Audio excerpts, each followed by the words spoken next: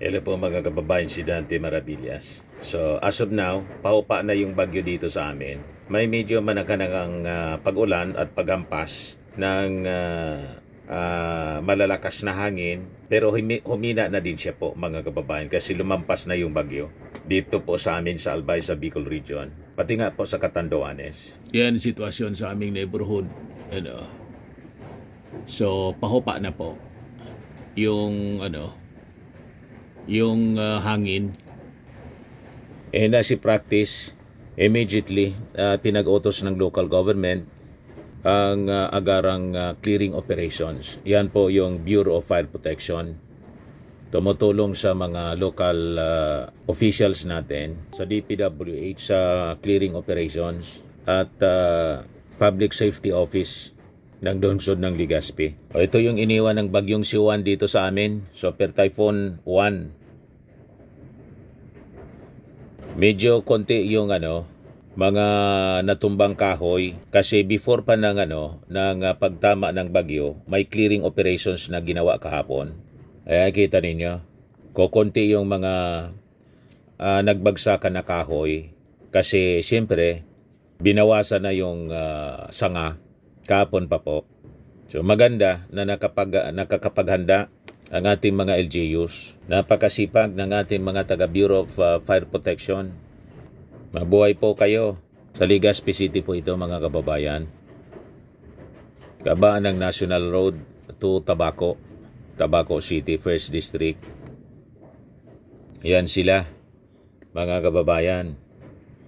Diba? Naka-smile pa sila mga kababayan habang nagtatrabaho. Walang pahinga, trabaho agad mga kababayan. Habang on standby sila kanina for possible rescue operations. Pero maganda naman po kasi na-evacuate ka agad yung mga tao. Preemptive evacuation yung practice namin dito.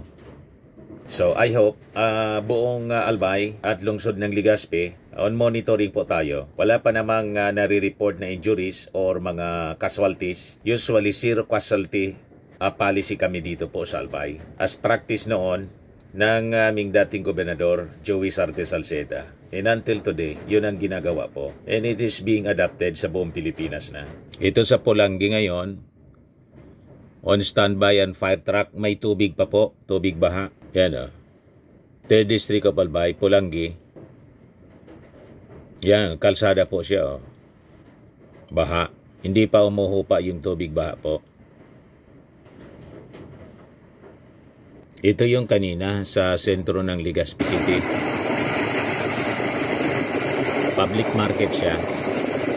So, mababaw yung baha, mga kababayan. Hindi masyadong malakas yung ulan dito kasi. At sa nagkataon, hindi naman po high tide. Kaya medyo mababaw yung tubig baha. Pero laging binabaha po siya. Yan na lugar na yan hanggang tuhod. Pero humupa na rin po yung ulan. Ngayon, kani-kanina lang po siya. Kuha ni Kapantawan, Punong Barangay Ericsin Brizuela yung video po. Yan, kaibigan natin, Punong Barangay. Yung ibang mga tao naglabasa na kasi humupa na rin po yung hangin. So ito yung Legazpi City, mga kababayan, sentro. Ayala Malls ito. Ito yung Ayala Malls. Legazpi City Public Market. Ito yung sentro ng Pulangi Albay sa 3rd District kanina. So matubig pa talaga kahit sa sentro. Mataas pa yung tubig baha. Kasi yung malapit sa Kamsor, itong Pulangi. Malapit dyan yung bagyo. Na tumama sa Catanduanes. Kasama siya sa Typhoon Signal number 4 pero yung Legazpi City Typhoon Signal number 3 lang po. Ito sa Biga, Catanduanes, yung tinamaan ng sentro. Yan ang aftermath ng bagyo sa Catanduanes po to, mga kababayan. Biga, Catanduanes. Yan aftermath ng bagyo. Courtesy ng Bicol.ph. Pinsala ng hagupit ng Super Typhoon 1 sa bayan ng Biga, Catanduanes. Shared by Ray Boton and Jasper Sidlakan. Ito naman po sa report ng Pandan ng News 5. Nasira ang ilang bahay na binaha sa mga kalsada at iba pang barangay sa Pandan, Catanduanes. Report ng MDRRMO ng Pandan. Yan po yung destruction po, aftermath ng bagyo. Yan o.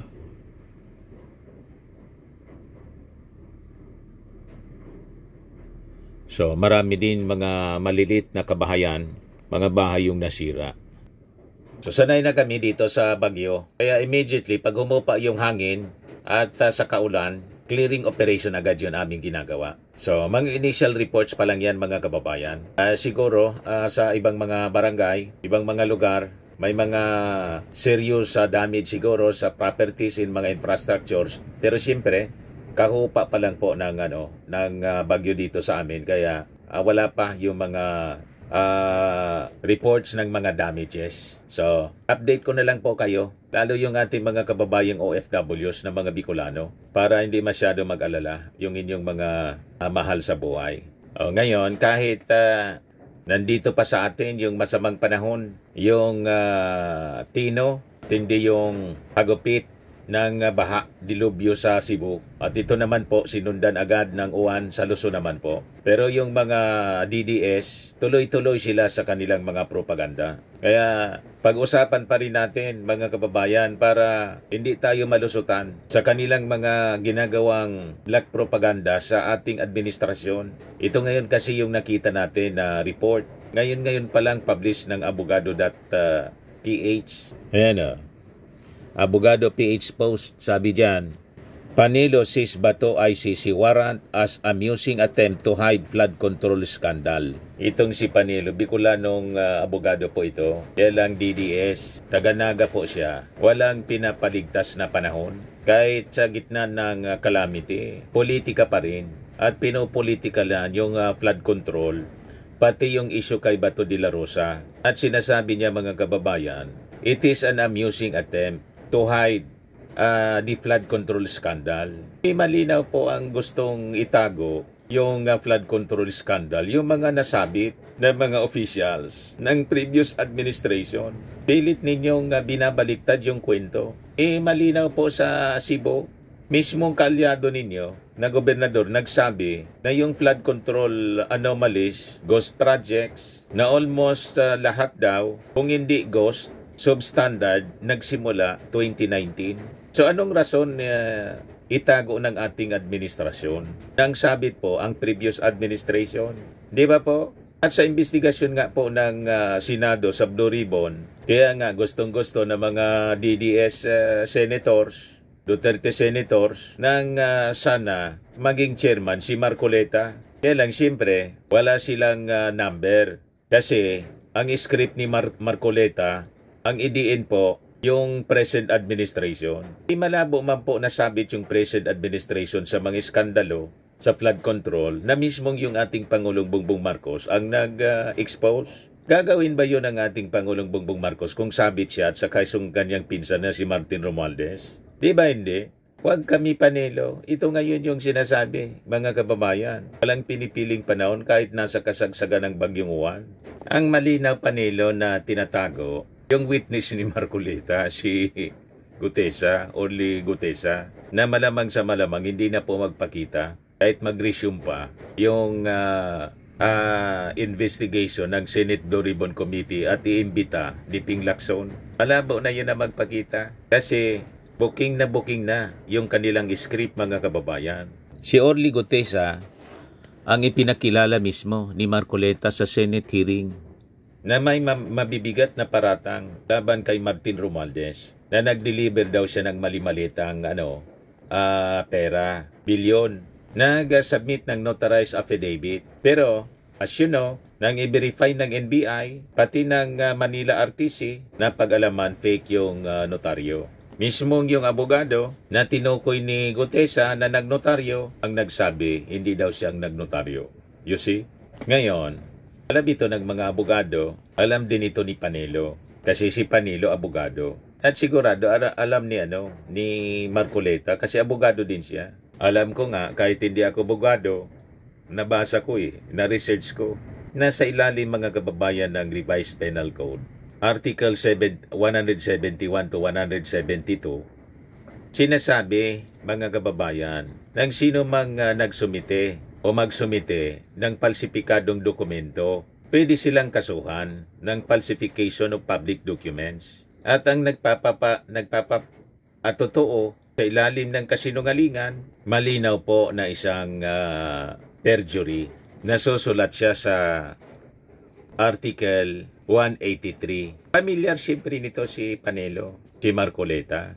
Ngayon, kung alam ni Marcoleta na questionable yung dokumento, yung affidavit na mas na familiar siya kaysa kay Gutesa, kung alam niyang questionable, ang tanong ngayon mga kababayan, bakit ginamit pa niya ito sa hearing ng Senado? Siya pa yung nagpilit, siya pa yung nag-coach. Basahin mo lang niya yung script, yung affidavit, paragraph 20.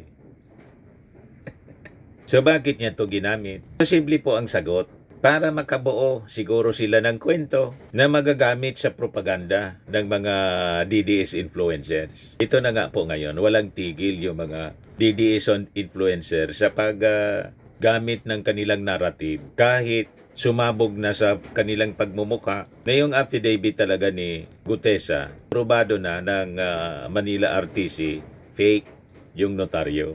Nakita ninyo? Kaya sabi ni hindi man abogado si Ping Lacson, mas magaling pa po si Ping Lacson kaysa dito sa mga abogado ng kampo ng Duterte. Sabi ni falsity in one is falsity in everything. Falsos in uno, falsos in omnibus. Tapos biglang nawala na lang si Gutesa. Sunod na kwento sa pa-interview ni Marcoleta sa Billionaire News, pati si Mike Defensor, nasa protection daw ng Marines. Sinupalpal sila ng Marines. Laman na niya dito sa amin. Tapos ngayon, ang sasabihin ni Atty. Panelo, yung issue kay Pato de la Rosa, na ang sabi, may nilabas ng ICC warrant. Sabi ni Rimulya, yung ICC, naglabas na daw ng ICC warrant kay Bato. Paraan daw ito para itago yung flood control scandal. Ang malinaw na itinago po si Gutesa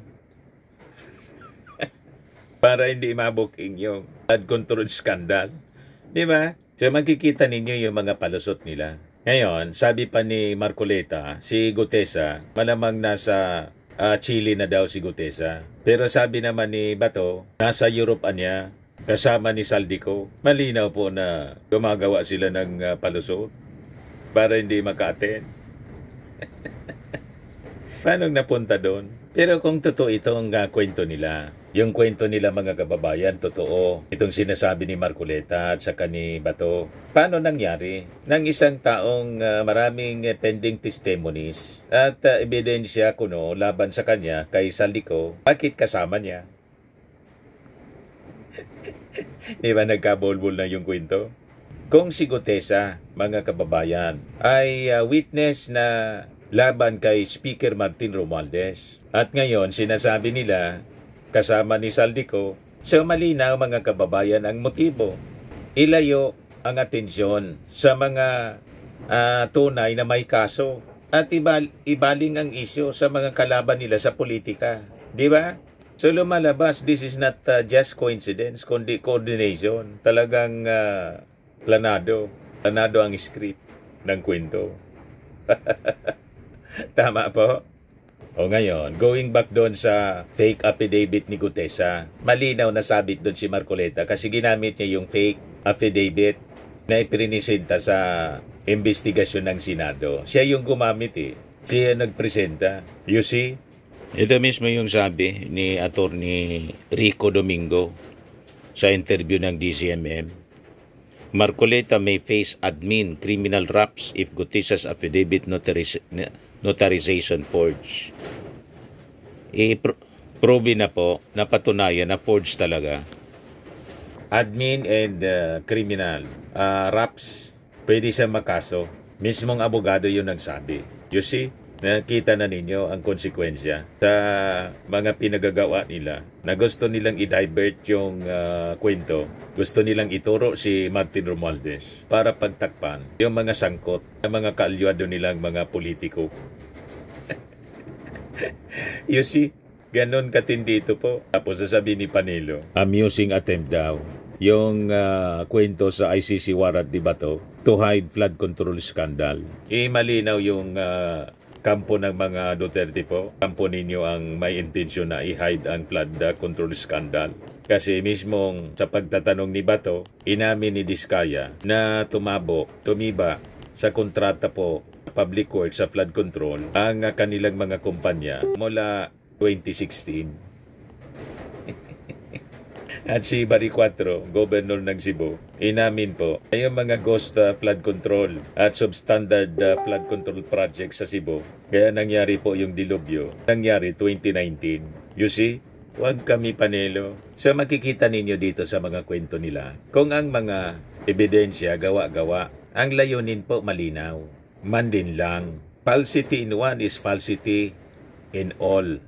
Wala pong magkakataka sa katotohanan. Ang katotohanan, inyo mang pagtakpan, lilitaw at lilitaw pa rin sa tamang panahon. Nothing concealed which shall not be revealed. Biblical siya eh. Or hidden which shall not be made known. Kaya gumawa-gawa pa kayo ng istorya. Sa paggawa-gawa ninyo ng istorya, ngayon nagkakabol-buhol ang inyong kwento. Nabobuko ang inyong mga kasinungalingan. Di ba po? O ngayon, si ICC lawyer Cristina Conti nag-react doon sa balita na kino-confirm pa ng DOJ kung totoo yung sinabi ni Remulla, Ombudsman Remulla, na may nilabas na daw na ICC warrant of arrest laban kay Bato de la Rosa. Although sabi ng Department of Foreign Affairs, yung Philippine Embassy sa Dahig nag-clarify na that they have not received any warrant of arrest or related documents from the ICC amid reports that an arrest warrant has been issued against Senator Ronald Bato de la Rosa. Yung ICC spokesman, si Fadi El Abdallah, clarifies that its pre-trial chamber still has only one criminal crime against humanity case involving Philippine President involving the Philippines at present, kay Digong Paman lang daw. So wala pa yung kay Bato de la Rosa. Yan man ya, Mr. Maravillas, aga tingin mo, baka pinalitaw lang ni Boying Remulla para tingnan kung ano magiging reaction. Trial balloon. Di ba? Trial balloon kung ano magiging reaction ni Bato de la Rosa at mga Duterte supporters. Pero malamang, mayroon na po. Kailang tinitingnan kung ano yung magiging reaction po. Kung pwede nang iserve. Di ba po? Ngayon, dito tayo, mga kababayan, sa reaction ni Atty. Conti, ICC lawyer. By the way, pati pala si Kaufman, abogado ni Digong, nagsabi na wala pa man niya. So sabi po niya, Atty. Conti, surrender at hindi extradition ang niyang proseso ng pag-turnover kay Bato de la Rosa sa ICC kung sakaling mahuli siya. Halimbawa, totoo na may ICC warrant na po. Halimbawa lang, sabi niya, una, ang ICC warrant of arrest ay isang international warrant, hindi foreign warrant. Lahat ng mga miyembro ng ICC kasama ang mga bansang nire-requestan o nagko-cooperate sa ICC ay obligadong kilalanin ang warrant sa kanilang teritoryo. May bisa ang isang international warrant sa lahat ng teritoryo na kikilalanin ito.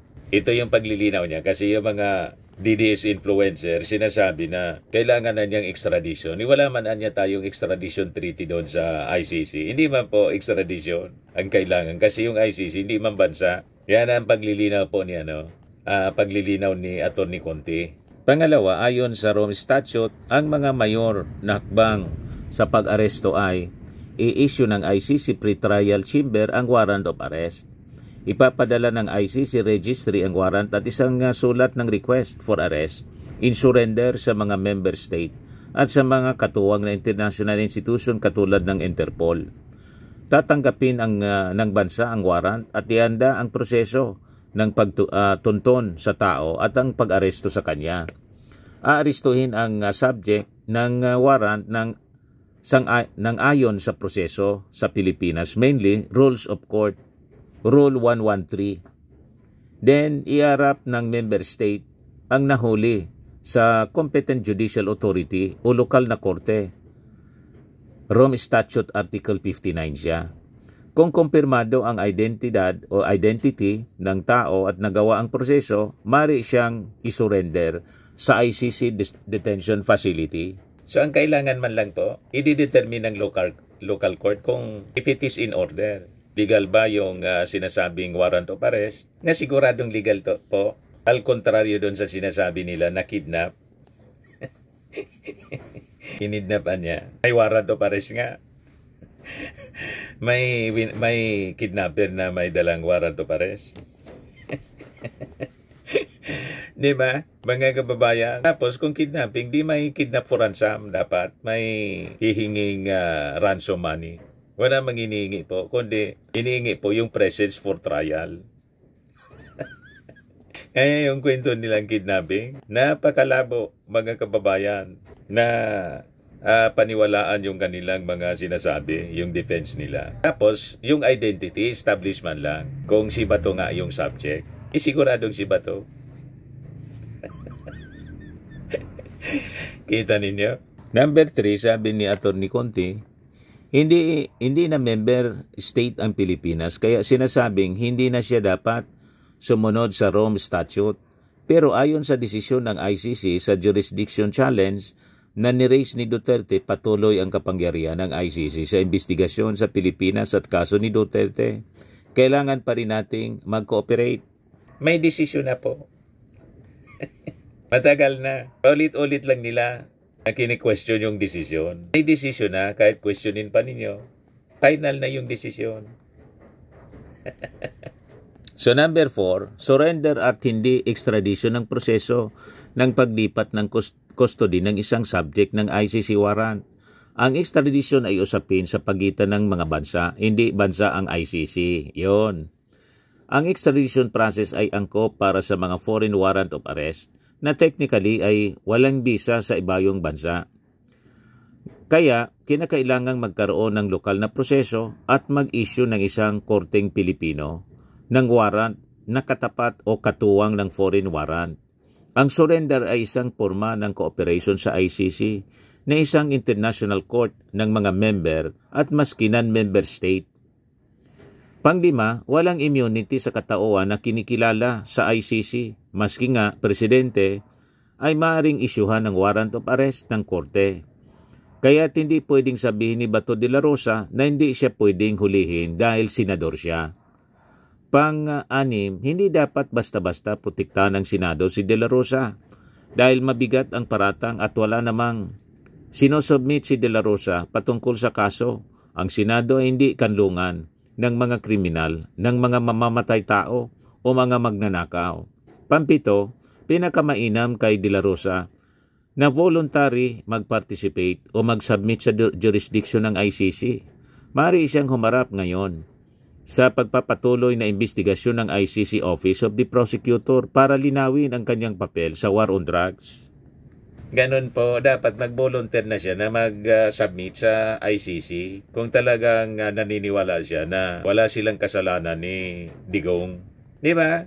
Isigi lang ang iwas nila, mga kababayan. Itong mga pag-iwas nila, matatapos din siya. Kasi hindi man titigil po yung mga nabiktima ng EJK. Naghanap sila ng hustisya para sa mga namatay na pamilya. Pasalamat sila may due process na binibigay sa kanila sa ICC. Pero yung mga biktima ng EJK po, lahat na po sila kaluluwa. You see, kaya walang karapatan silang magreklamo si Digong, si Bato at mga akusado ng crimes against humanity kasi sila binibigyan ng due process at tamang pagtrato.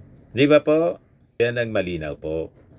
Sa mga naghanap ng malinis and spacious fitness gym, pumunta lang po kayo sa aming Colossal Fitness Gym. We also offer Grab Car Rental with our brand new 2023 model ng Toyota Innova. We also accept booking for those who are planning to travel via PAL, Cebu Pacific, and other airline companies, local and international, and bills payment for Meralco Bills, PLDT, Aleco Bills, etc. Ang Colossal Fitness Gym is located at 3rd floor Security Bank Building, Landco Business Park, Legazpi City, Albay. For inquiries, look for Chilon Maravillas. Contact number 0966-802-0949. Yan yung aming Innova. Lagi na pong matawa sa amin. Pati mga foreigners po, tingnan ninyo. Mga British tourists sila. Ang lalaki ng katawan na, mga kababayan, nag-gym sa amin. Ito naman po, Indian National. Ito mga mga European sila. Ito naman yung bago naming product na binibenta online, Eye Glow Serum. Whitening po siya galing sa South Korea. Tingnan ninyo yung epekto sa aking anak na architect entrepreneur, Riz Maravillas. For inquiries, look for Riz Maravillas on FB. Ito naman po, Fairmax Firming and Lifting Cream, pinapahid po sa mga pulses and other affected areas. Mainam po ito sa mga pains at paninigas ng mga kasuan. Ito po, Automax Radiant Serum. Sa mukha naman yung application. Anti-aging po siya. You will look 10 years younger than your age. Ito naman po yung bagong product naming binibenta online. I Am Worldwide Amazing Pure Organic Barley Powdered Drink Mix from Australia. Endorsed by cancer survivor, actress Maritone Fernandez. Mainam po ito sa mga cancer patients at for cancer preventions na rin po. Para sa inyo mga inquiries, dumiretso na lang kayo sa aking anak na architect entrepreneur, lalo sa gustong magnegosyo nito, Riz Maravillas. Ito naman po sa mga mahilig po sa mga imported bags and wallets, dumiretso na lang kayo sa Island Closet kay Ma'am Eileen Rosales. Nakabase siya po sa Amerika. Para naman po sa mahilig magpa-spa and para sa mga dental needs ninyo, dental services needs ninyo, for your luxury escape, Pamper City by OMG po. Located at Asiana City, Parañaque, Metro Manila po. May romantic, may promo sila. Ayan. Celebrate anniversary milestone or just the joy of being together with Pamper Date. Indulge in blissful treatments. Love deserves the finest care. Pamper City by OMG, where moments become memories. Di ba? Napakagandang lugar po dito, mga kababayan. Yan. Para sa inyong